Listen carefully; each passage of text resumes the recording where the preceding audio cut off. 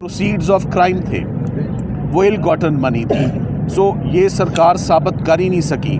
वो पैसा पाकिस्तान आता है और वो पैसा, बड़ी खुशी की बात है कि पाकिस्तान का पैसा पाकिस्तान आया। ट्रेंड तो ये चल रहा है कि पाकिस्तान का पैसा मुल्क से बाहर जाता है। सो इधर पहली दफ़ा पाकिस्तान में एक पैसा आता है और आता भी कहाँ है, किसी के पर्सनल अकाउंट में नहीं आता, सुप्रीम कोर्ट रजिस्ट्रार साहब के बैंक अकाउंट में आता है। और सुप्रीम कोर्ट के बैंक अकाउंट में ये पैसा 4 साल तक मौजूद रहता है, पूरे का पूरा पैसा।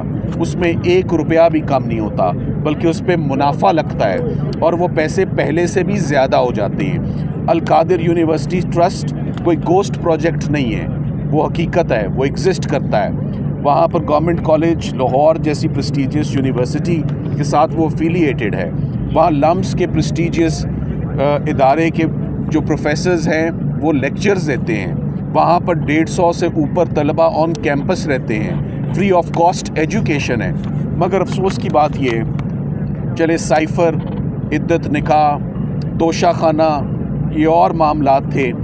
मुझे हैरत हुई कि ये एक सोशल वर्क जो है, एक्ट ऑफ फिलैंथ्रोपी है, उसके ऊपर जो आवाम की फलाह व बहबूद के लिए या उनकी बेहतरी के लिए जो सोशल वर्क हो रहा होता है वो बंद नहीं होना चाहिए।